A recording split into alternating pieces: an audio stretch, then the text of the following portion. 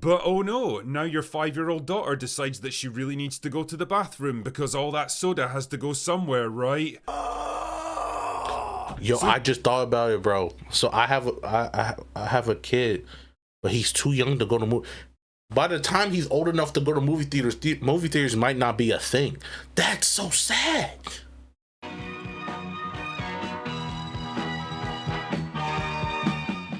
What is up? Welcome back, everybody, to the channel. I am Reese. I am your host, and today we're going to be reacting to the downfall of theaters. Yeah, Netflix just bought Warner Brothers for like 80 something billion dollars, $83 billion, I believe it was. And so let's just jump into the video. This is the beginning of the end. A critical drinker. Declining theatre attendance, rising ticket prices, disappointing box office returns, shrinking theatrical windows, and now major studio buyouts by streaming giants. It's fair to say that 2025 has been a rough old year for Tinseltown, for movie theatres, for audiences, and the entire movie industry. It really has, man. Like, if you look at like even the numbers, I was a film student, so I kind of stay interested in this stuff. I'm not saying that because I'm better. In fact, it was really stupid of me to waste the money on something I could have learned on YouTube. That's besides the point. Anyway, so if you look at the numbers, the money, the in terms of like the box office, how it's gone down and truly hasn't recovered since COVID is actually amazing because of the rise of streaming, and also just the quality of movies has gone down. There used to be a time where it was like there would be some really like big, like really sought off after talked about movies like year after year. Like if you go back, you look at like, you know, previous years, there were just multiple movies that were just huge, right? Now it's kind of this lull, and people don't want to go, you know, drive like 15-20 minutes to a movie theater to then pay an exorbitant, you know, $15 per seat, especially if you got a family. Let's say you got a family of 4. The $15 per seat, that's what, the 45 bucks, right? No, that's wrong. $60. You know what I'm saying? Yeah, that's 60. It was $60. And then, you know, and then sit through a movie that may be good. And then and that's only if you buy the ticket. If you want to buy snacks there, oh my gosh, that's why you learn early at a young age to sneak your own snacks in, because those snacks are stupid expensive. It is not worth the price.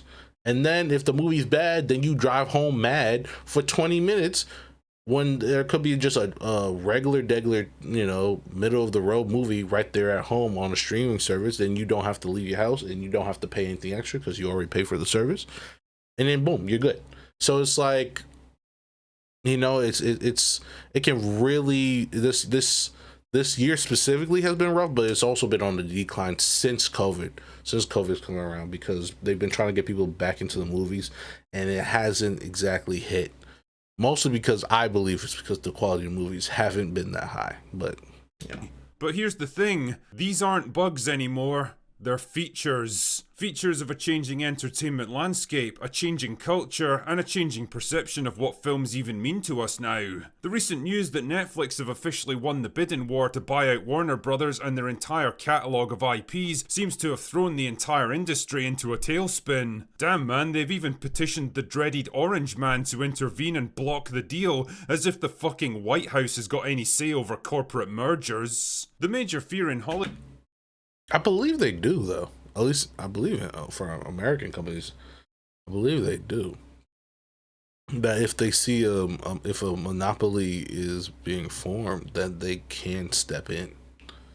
So I just think he's obviously not from here, so I'm not gonna hold that against him. But I believe the White House actually does. Hollywood is that Netflix will gradually move away from the theatrical model and transition movies almost entirely to streaming. And well, they probably should be afraid of that because I'm pretty sure that's the plan all along. But this isn't just the actions of a single streaming giant that wants to destroy movie theaters purely for shits and giggles. It's a simple reflection of the reality facing the movie industry now. A reality that's been knocking on the door of Hollywood with increasing volume and declining patience for years now and isn't going to be put off for much longer. It's time for some harsh truths, dear viewer, and the drinker is the one to administer them. The theatrical movie experience as we knew it is dying. It's not in a temporary slump, it's not just going through a bad spell right now, it doesn't need to hang in there until things pick up again, and you can't keep blaming it on fucking COVID. It's all bullshit! All of it! The fact is, it's not going to get better. What we're seeing now are the final stages of a process that started decades ago. To understand it, let us discuss the theatrical movie experience as we know it today, shall we? Now, imagine for a second that you're a typical American family man with a wife and 2 kids. You work a slightly unfulfilling corporate job that teenage you would probably be horrified by, but hey, it pays the bills, so whatever, I guess. And yeah, the sex is more of a predictable weekly ritual now than an exciting experience to look forward to, and you're harbouring a growing suspicion that a divorce could be on the cards once the kids have flown the nest and there's nothing left to hold the two of you together, but Wow. Okay. This is the. All right. So we going glass half empty type. Okay. let's not worry too much about that right now. For today at least, you want to take the family out to the movies. So you drive for 30 minutes in heavy traffic to get to your local theatre, you buy the tickets which cost like $20 each, because of course the kids just have to see the film in IMAX. Then you have to buy overpriced drinks and snacks because nobody can just sit through a 2-hour movie without shoveling a constant stream of food and drink down their throats. Then you take your seats, which smell a bit weird and have a suspiciously sticky patch around the crotch area that hasn't been cleaned, but let's not worry too much about that. And oh dear, it seems like there's a bunch of teenagers sat right behind you. What are the odds, eh? I hope you like eavesdropping because you're going to be hearing them talk about every single detail of their lives throughout the entire movie. But hey, it's just part of the theatre experience, right? Oh yeah, and half the people around you already have their phones out, 1 or 2 are watching TikTok videos with the volume turned way up, and one guy's having a full-on argument with his girlfriend on speakerphone. Yo, those people, bro, those are the worst type of people. People who can't stay quiet during a movie, bro, y'all are the worst. I ain't even gonna cap to you. I can't lie to you. Y'all are the worst. Y'all can't stay quiet during y'all can't have the internal self-control, the self-discipline to just respect people around you, stay off your phone, and watch a movie. Like, if you can't do that, why are you here? This is not the place for you. If you can't stay off your phone for 2 hours, you shouldn't be in a movie theater. You should be at home watching Netflix. That's where you belong. They literally made a place for you to be on your phone. That's at your house watching Netflix. You shouldn't be at a movie theater. This place isn't for you. You're ruining the experience for everybody around you. Go home, turn on a streaming service. Now, don't do HBO Max though. That don't exist no more. Hey, go to Netflix. It's both now. Turn on a show or a movie or whatever, and be on your phone there. Don't bother nobody at the movie theater with your nonsense, bro. Don't do that. With your absolute nonsense, bro. But hey, it's just part of the experience, am I right? So you settle in as the lights go down and you try to ignore the teenagers behind you and the people who are still filtering in and tripping over people because the lights are off now, because it's time for trailers. Oh, come on! Well, actually, it's time for the commercials first, usually for luxury cars you're never going to be able to afford. Then after 15 minutes or so, you're deemed worthy to watch the trailers. Then another 20 minutes after that, it's finally movie time. That's also true, bro. It used to be, I remember this back in the day, it used to be that the trailers would play like right before the screening time. So like the time that they stated that the movie starts at 2:45 or whatever, that's when the movie would start. But if you got there early, then you got to watch the trailers.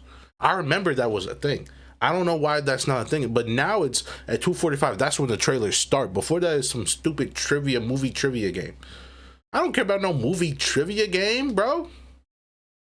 You think I came here to watch to listen to movie trivia? Nah, bro. Play the trailers early and then play the movie on time so that I can get out on time.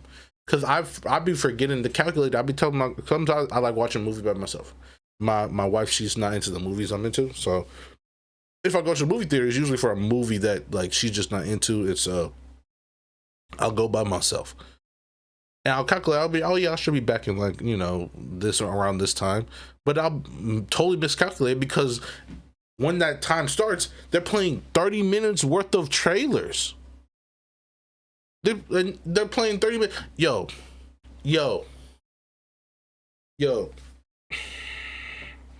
If I see that stupid AMC commercial with Nicole Kidman, where she talking about the lights and everything seems perfect here, I can't stand that trailer, bro. I can't stand that trailer.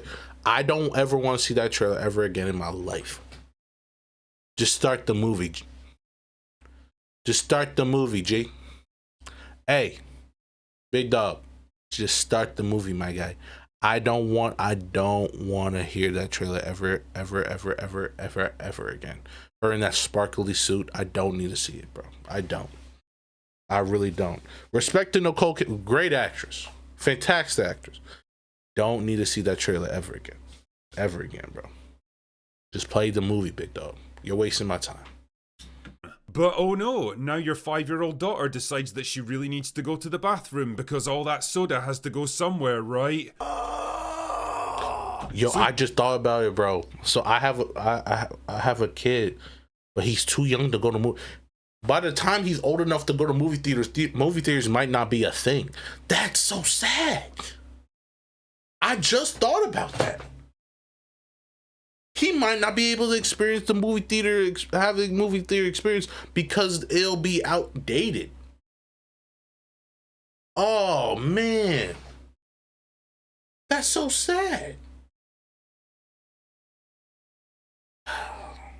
You stumble your way to the end of the row, tripping over feet and pissing off everyone else around you in the process, and you take her outside so she can go for a piss, and eventually you make it back to your seat, and yeah, you've missed the first 10 minutes of the movie now, but hey, it's all part of the experience, right? So you finally settle down to watch the film, and you try to ignore the gossiping teenagers and the people on their phones, and the stomach-churning sound of food getting shoveled into faces, and the smell of sweaty, unwashed bodies, and just concentrate on the pure cinema experience. Wait, isn't this just a remake of an animated movie you saw when you were a kid? Son of a... Don't even get me started. Listen. I could go on a rant. Maybe I'll make a video about that one day. But I could go on a rant about the remakes and the remakes and the derivativeness of race swapping character and how cheap and insulting that is. I could truly go on a rant about that. I'm not gonna do it in this video. Maybe I'll do another video about that. Hey, let me know if you want me to do a video about that, because that I got passion about that. I got real passion about it.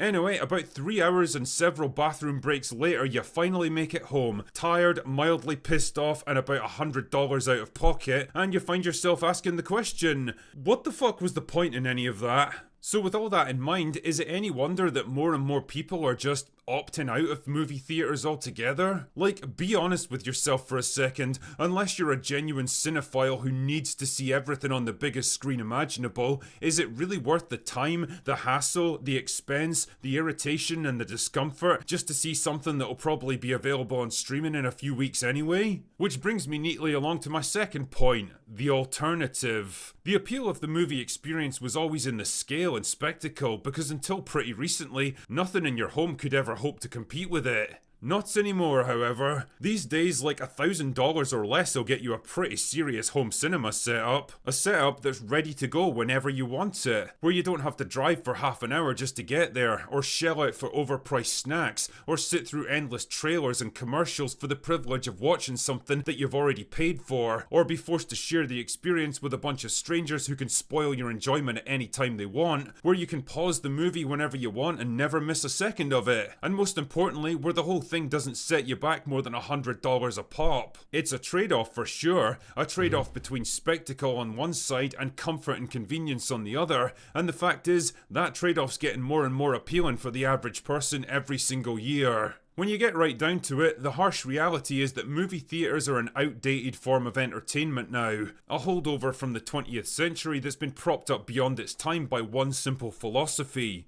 more. Gigantic budgets, more visual effects, bigger screens, louder sound systems. Studios and theatres have been locked into a cinematic arms race for decades now, pushing technology and spectacle as far as they could go until finally they hit an evolutionary dead end. It was always going to happen, it was just a question of when. And as it happens, the answer is now. So what does it all mean? Is this the end of Hollywood? The end of movies? The end of the world as we know it? No, of course not. There's always going to be a demand for entertainment, that'll never change. It's just the method of delivery that's evolving. People are going to watch more movies in the comfort of their own homes. It's inevitable. Theatrical windows are going to get shorter and probably vanish altogether eventually, so that movies will get released simultaneously onto streaming and theatrical. Movie theatres will still exist to some extent, but just like the old musical theatres from the 19th century, they'll become a much more niche experience, reserved for film buffs and occasional big event movies that people can't. It's gonna be like those movie theaters. It's not gonna be as those big rooms anymore, bro. It's gonna be like a I don't even know. It's gonna be it's gonna be like maybe like 2 rows. It's gonna be like 2 rows of like 5, 2 rows of 5, and then like a maybe like a 95-inch screen,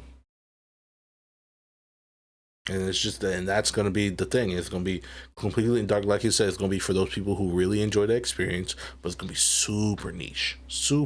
It's gonna be a very, very small experience. It's not gonna be as big and widespan as it is now. It's man, and it's like there'll probably be some that like do like I don't know like birthdays or something, like, hey, you get to rent out this like big theater, like they have this one big theater for like parties or something. You can rent out this big theater for like da. Or like, hey, this premiere of this movie. Premieres will probably still do it as like a show of you know, extravagance or the budget that they have it, but like it's not gonna be like a widespread thing anymore. And that's, to me, that's sad, but like, you know, the future always comes up with alternatives, so I just gotta wait for the alternative, see what it is.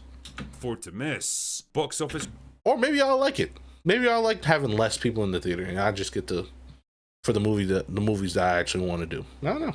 Revenues are going to keep declining until eventually they become obsolete metrics, and a film's real success will be determined by the number of hours watched on streaming, none of which will be independently verifiable, allowing studios to hide massive and embarrassing flops behind subscription walls. And as for the studios themselves, I'd expect more and more of them to be bought over by streaming and tech giants like Netflix, Apple, and Amazon in the years ahead. Businesses that make their real money elsewhere and can easily afford to pump billions of dollars into film and TV production direction, even if a lot of it never actually turns a profit. Do I like where all this is going? Not really, because despite all their flaws, I think there is still something kind of special about going into a movie theatre and just losing yourself in a film for a couple of hours. But pretending this stuff isn't happening or that it can be magically reversed is like telling yourself that internet cafes or public payphones or video rental stores are going to make a comeback someday. They won't, because the moment technology made these things irrelevant, the culture quickly adapted to live without them. Movie theatres are dying out, and the Hollywood system that relied on them is dying along with them. Whether something better eventually comes to replace them is anyone's guess. Anyway, that's all I've got for today. Go away now. And I will. And guys, that's really kind of what it is, man. It's like that's the future of movies, man. It is that things are gonna get bought up and it's gonna look different. It's not gonna look the same as it did 15 years ago, 20 years ago. It's not gonna look the same as it does now. And that is life. That's growth. That's change. We all are changing, all evolving. Society moves forward, good, bad, and we try to figure out. We try not to go too far in the bad direction. We try to steer in the good direction, but you know, we're human and we're flawed. So, you know, 6'7". Ugh. Anyway, guys, so that's the video. I appreciate y'all staying here with us, watching the video with me, and I hope you guys have a great day. So stay blessed, don't stress, and I'll see you guys in the next. Peace. Thinking in their mind, oh, what a dangerous game. Just a moment with the wrong thought, here comes the downfall like a flood, like a flood.